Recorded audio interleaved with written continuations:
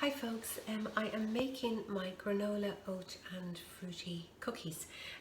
These are gluten-free because I'm using gluten-free flour and gluten-free oats. Love this recipe. I can't tell you actually how good it is. It really is a gorgeous recipe and I would urge you to make it because you can add and take away and make it your own, and you can reduce the sugars quite substantially, which I have done. I've gone down at this stage probably to 40 grams of sugar. I think the recipe that I saw originally started off at something like 100 grams, which when you've got golden syrup and dried fruit, you don't need to add that much sugar. So I just like to get my hands into the bowl just to make sure that all the oats and the flowers, there's cranberries, there's chopped apricots in here. I've put in 2 tablespoons of mixed seeds as well to give it a bit of a boost. And just to say to you, I'm sure you all know this tip, you know, when you finish with your butter, I will now pop that into the fridge and I just leave it there until I need to grease another pan or baking tray or whatever. So don't throw out your butter wrappers. Always just keep them in the fridge until you need them. Take them out at the start and then they'll be soft enough then, and you can just grease. So it's free. You may as well do it. Don't throw it out. So there we are. That's them ready to go. And then in here I melted the butter and the golden syrup. You don't have to use golden syrup, you can use maple syrup, and if you prefer you can use an agave syrup, and I think there are plant-based ones, I think maybe Sweet Freedom and things like that. So anyway, in there is the golden syrup and the butter, and I think there's a bit of bicarbonate water as well. Cinnamon is optional in this house. Cinnamon is not optional. Cinnamon is necessity in this house. So pop in your wet ingredients into your dry.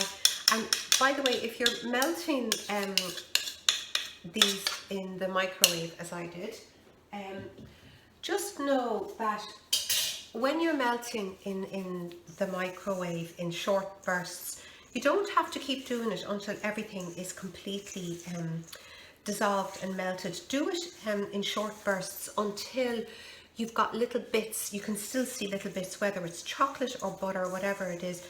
You can still see little bits of it. Take it out then and then stir and stir and stir. And the heat of the liquid that's in there already will finish off your melting process. So that way you're not going to you know, burn anything or have an awful taste in your bacon. So hands in to make sure we get into the bottom, because you can see there in the bottom that the oats and the flour are sitting there. So you want to make sure you get in there and get everything in. So that's just another tip. Just don't over melt, you know, leave it until you can see a few lumps of your butter or your chocolate, whatever you're doing, and then just stir, and the heat will melt, finish melting everything off for you, so that you don't need to run the risk of doing it. So I'm just doing handfuls here, and if you just go between the hands like that and then flatten them out, you get them. So there you go. So I'm grabbing a handful and then just go between your 2 hands, sort of throw them like that, and then you get a ball when you do that. And then that's a Lebanese thing that we do when we're making kibbeh and things like that. We take them in a ball. We take a handful like that, squash it, and then put it between your 2 hands like that, backwards and forwards, and you get a ball shape. So it's kind of cool. So keep doing that, and then they go into the oven, I think, for about 20 minutes on about 150. Absolutely gorgeous biscuits, and you know, you've got so many healthy things in them with the oats, the seeds, the dried fruit. You've reduced the sugar, you know, that and they are actually sweet, which is really nice too. So I would urge you to make these. You can see how long that took no time at all. Just melted, mixed, form the shapes in the oven. So I will link the recipe and then obviously show you the result at the end as well. So here we are now with the cookies out of the oven, and I'll show them to you. So you can see them there. They're just, the smell is amazing. So just lift them very gently, because they're quite soft at the moment.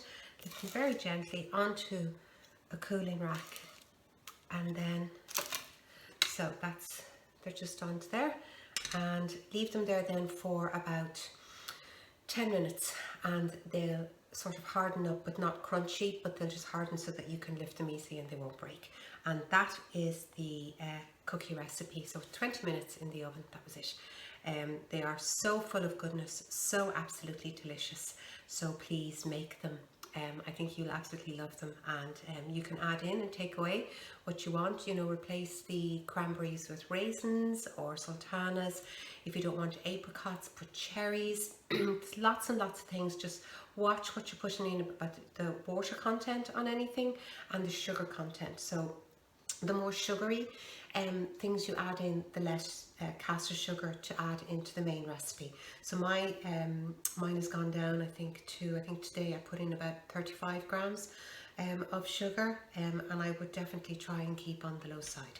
So that's the oat and granola fruity cookies, and I will pop the recipe link up for you to give them a try. Please do. That took, I think, 45 minutes in the morning to do, and now we have some delicious cookies to enjoy.